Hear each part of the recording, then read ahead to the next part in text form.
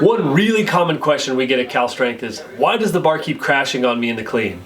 This is something I've had to address with several athletes, from pure beginners to seasoned veterans in the sport of weightlifting. Today we're going to take a look at what causes that bar to crash down on your shoulders and what you can do to prevent this from happening.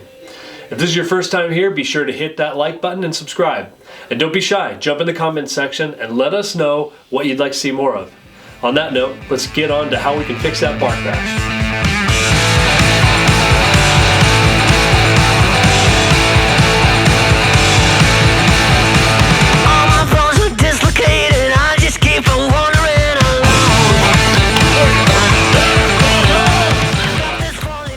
Alright, so why does the bar crash? This is obviously a technical problem, and it's one that I've had with more seasoned lifters. It's also one that I've had with novice lifters, and it's not an easy thing to fix or address, because as that weight gets really heavy, there is just an element of fear that creeps in. So we can distill why the bar crashes into three basic components, and we do this a lot, but positions, tension, and then timing. Those three really are at the core of what can cause bar crash. So let's dissect these. Positions, number one, from the floor. Your position from the floor, that fundamental setup where foot pressure is critical. So pushing the weight deeper back into the foot than in the snatch. So somewhere over the ankle, and keeping the shoulders set up just on top of or slightly in advance of the barbell, so you have a more vertical assignment of your torso in that setup. The second position that we look at is where you are in the power position. So as the bar makes its way from the floor up into mid-thigh, where are your shoulders in relation to the bar? They need to be directly on top of the barbell so that you can stay connected. The worst thing we can have is this pop and drop, where you explode up and apply some energy on the barbell and then just dive down into the deepest possible squat you can achieve. That's a huge problem. And so working to keep your shoulders on top of the bar with the pressure back in the middle of the foot at the power position, really critical. And then finally, the position that we achieve in the squat. So it is not a game of creating the deepest possible squat that you can achieve right off of that initial descent.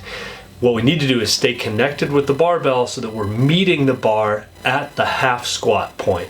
So that's what the Russians used to call it, but this is somewhere just about 90 degrees or just below that. So what that half squat point will do is allow you to receive the bar tight and then ride it down all the way into the very bottom, where you can create a stretch shortening cycle and create this efficient squat recovery so that you have reserve left over to jerk.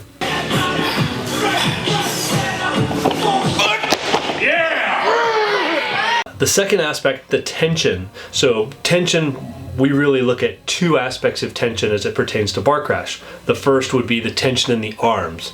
So if the arms are bent, the bar's probably working its way too high up the thigh in the power position, likely to get behind the barbell as it relates to this arm tension, trying to reclaim some tension, some feel on the bar. And so when you're behind, chances are you're going to rock it down into that deep position and you're going to create crash.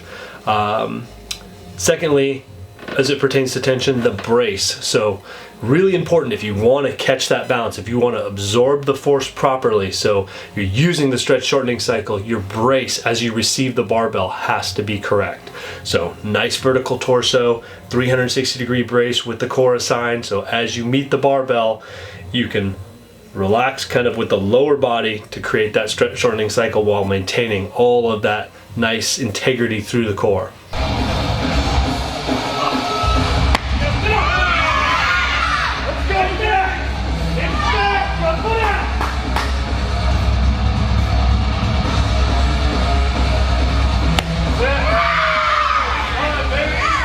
Finally, timing.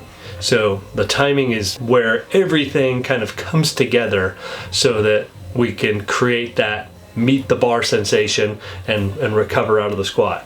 So thinking about the timing as this external rotation from the shoulder, so that you are rotating not just from the elbow and wrist joint, but from the shoulder joint to bring the elbows all the way through into a proper front rack. So externally rotating and meeting the bar, so as your feet come down, your elbows are working all the way through by externally rotating at the shoulder, so that the bar meets the shoulder as the feet come down and make contact with the platform.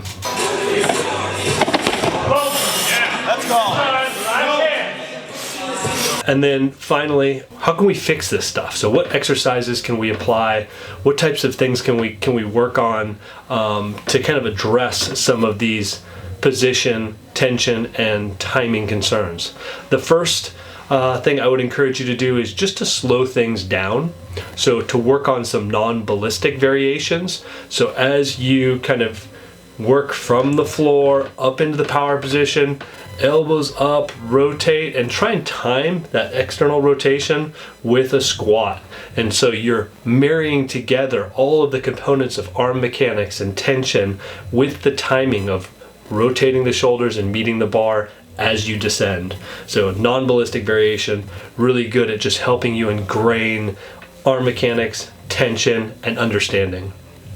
Then moving into more of a high hang type exercise, so where you're starting essentially at the power position and just focusing on pushing through the floor to create good extension.